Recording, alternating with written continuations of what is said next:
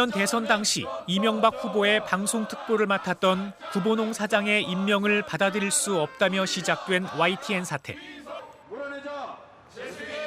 오늘로 157일째입니다. 매일 아침 조합원들이 자발적으로 모여 집회를 갖고 부사장의 퇴진을 외치는 일상은 변함없이 지속되고 있습니다. 이번 일 잘 넘기면 훨씬 더 처음 초심처럼 정말 이렇게 애사심 하나로 이렇게 회사에 더 마음을 두고 더 사랑하는 회사가 될 거라고 믿어 의심치 않습니다. 앞으로도 열심히 싸우겠습니다. 투쟁! 그동안 돌발 영상 제작자 등 6명이 해고됐고 6명이 정직 처분을 받는 등 모두 33명이 징계를 받았습니다. 출근길에 만난 구본홍 사장은 잘 해결될 거라는 말만 되풀이했습니다. 서로 잘 들어갈 겁니다. 해고하고 징계된 분들이 많은데 뭐 이렇게 해결하는 방법이 뭐 좀 맞는 방법이죠. 하여튼 잘 들어갔으니까 잘 지켜가세요. 특정 대선 후보의 특보 출신이 보도 전문 채널의 사장으로 오는 것은 단순한 낙하산 인사 차원을 넘어 언론사의 기본 뿌리를 뒤흔드는 일이라는 게 노조의 일관된 입장입니다. 뭐 저희가 어떤 특정 개인을 반대하거나 뭐 이런 취지가 아니고 언론사의 존립 근거, 권력으로부터 독립돼야 된다는 그런 존립 근거가 대통령 선거 캠프의 방송 특보 출신이 옴으로써 근본적으로 흔들리는 이 상황을 종료해야 된다. 그것은 최근 YTN 사태 예비 실사를 위해 한국을 방문한 국제기자연맹은 사측이 일방적으로 징계를 내린 것은 옳지 않으며 정부에게도 책임이 있다는 결론을 내렸습니다. Behind the dispute, there is genuine concern that there lies a strategy for increased governmental influence. Here is a program which is in a way reflective of the strength of independence in broadcasting. And if that program is not being broadcast. 국제기자연맹은 또 YTN 사태는 한국이 안고 있는 언론 위기의 상징이라면서 해고자의 전원 복직과 편집권의 완전한 독립을 촉구했습니다. 당신들은 불법을 다행했다는 사실을 결코 유지가 안 됩니다.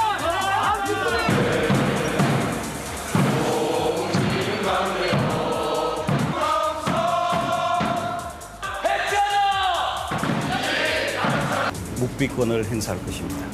예.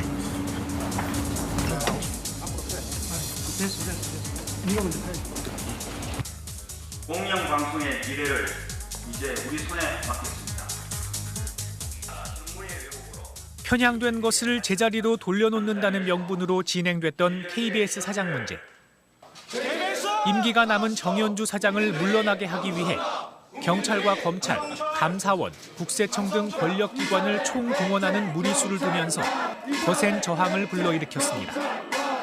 KBS 사장의 경우 대통령하고 국정 철학을 같이 해야 된다. 박지원 수석의 말씀이죠. 그런 어떻게 보면 좀 상식과 동떨어진 그런 개발 독재적인 인식을 가지고 언론을 방송을 대했던 거 그런 부분 자체가 이제 좀 이 절차적 민주주의 자체를 파괴하는 발상이거든요.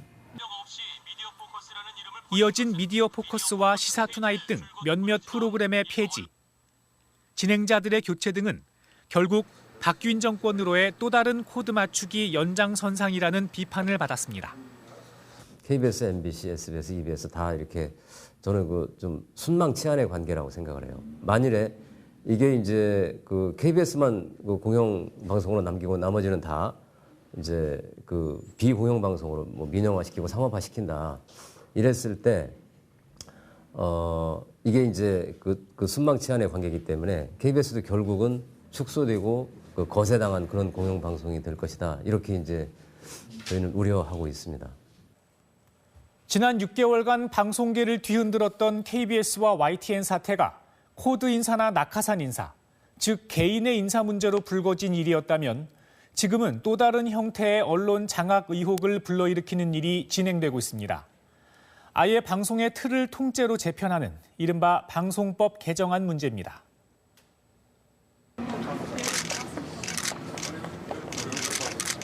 이틀 전에 열린 MBC 최대 주주인 방송문화진흥회 창립 20주년 기념식장. 내빈으로 참석한 최시중 방송통신위원장이 단상에 섰습니다. 지난 1년간 엄청난 변화의 소용돌이가 있었다는 말로 축사는 시작됐습니다. 엄청난 시대적인 변화의 소용돌이가 있었습니다. 정권 교체가 이루어졌고 총선거가 이루어졌고 쇠구입 과정이 있었고 촛불 시위가 있었고 그러다 중간에 MBC가 그 소용돌이 속에서 문제가 많은 방송을 했다는 의미의 발언을 쏟아냈습니다. MBC 문화방송이 국민의 의식 속에 무엇을 심어줬으니 그것은 과연 무엇을 심어주어야 할 것인가에 대한 냉철한 판단에서 정당하고 합리적이었던가 하는 것도 생각할 필요가 있지 않을까. 그러더니 현재 엄연한 공영방송인 MBC에 대해 바른 이름이라는 말을 언급하며 공영인지 민영인지 갈 길을 분명히 하라는 식으로 결론을 맺었습니다. 국민은 방송으로서의 MBC 또는 민영방송으로의 MBC 여러 가지 형태로 일컬어지고 있는 문화방송 오늘의 현실 누구에게나 어떤 기관이나 어떤 조직에게나 정명이라는 것이 필요합니다. 그런데 방문인 생일 또 20주년 오늘만 현실에서 과연 MBC 문화방송의 정명은 무엇인가에 대한 스스로를 돌아볼 시점이 아닌가고 생각이 됩니다. 생일날 존재의 의미를 생각해보라는 최 위원장의 이 같은 발언은 정부 여당이 며칠 남지 않은 올해 안에 반드시 통과시키겠다는 방송법 개정안과 그 궤를 함께하고 있습니다.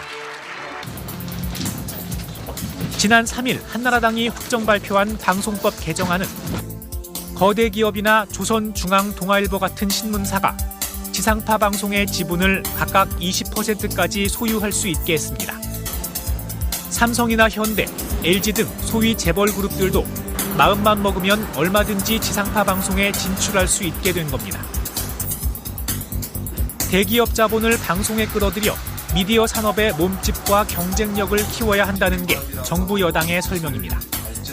매체 간의 융합이라고 하는 미디어 환경 변화에 부응을 하고 미디어 산업의 경쟁력 제고와 시장 활성화 등을 위해서 신문과 대기업이 방송과 협력하고 참여할 수 있는 길을 열었습니다.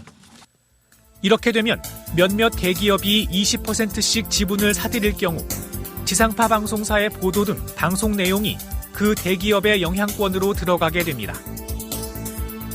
여기에다 몇몇 신문사와 대기업이 손잡고 절반 이상의 지분을 확보하면 지상파가 통째로 신문과 대기업의 지배를 받게 됩니다. 그동안 여권에서 MBC와 KBS2를 민영화해야 한다는 얘기가 줄곧 흘러나온 점을 감안하면 이번 개정안이 결국 MBC와 KBS2를 몇몇 신문과 대기업에 넘겨주기 위한 포석이 아니냐는 분석이 가능해집니다. 그렇다면 대기업들과 신문사들은 어떤 입장일까? 지상파로의 전면 진출이 가상 시나리오만은 아니라는 징후가 곳곳에서 감지됩니다. 지금 당장은 경제가 어려워 지상파 방송의 수익성이 예전보다 떨어져 있다고는 하지만 영향력이 좋은 미래 산업에 대한 진입 장벽이 허물어지는 것을 환영하는 분위기입니다. 예를 들어서 작년에 올해 집권 여당이 방송법을 지상파가 참여할 수 있도록 바꿀 것이다라고 사실을 예측한 사람도 그렇죠. 최소한 제가 말씀드린 건 한 1년 내에 2년 내에 그러니까 4, 5년 후에 사실 어떤 일이 나긴 아무도 MBC가 나을지 KBS2가 나을지에 대한 나름의 분석도 있습니다. MBC를 인수한다는 방법이 없어요. 정수장학회 30% 가지고 있는데 너무나 어려운 해법이고 KBS, ETV는 이제 예컨대 여론 이슈가 없고 정부가 오케이 KBS, ETV를 완전 100% 민영하겠다 라고 마음먹으면 그건 사실 제일 쉬운 거죠. 신문, 특히 조선중앙동아일보 등 거대 신문들은 극도로 말을 아끼고 있습니다. 뭐가 되고 난 다음에 네네. 현상 벌어지는 거에 대해서 답을 할 수 있는 거지. 네. 지금 될지 안 될지 어떻게 될지 아무도 모르잖아요. 네. 상정되지도 않았지 않습니까? 집에 네. 이렇게 터를 잡아야지 어떤 집을 지을 거를 생각을 하고 그럴 텐데 네. 지금 터가 지금 어디에 날지도 모르는데 네. 무슨 준비를 할 수 있겠어요 지금.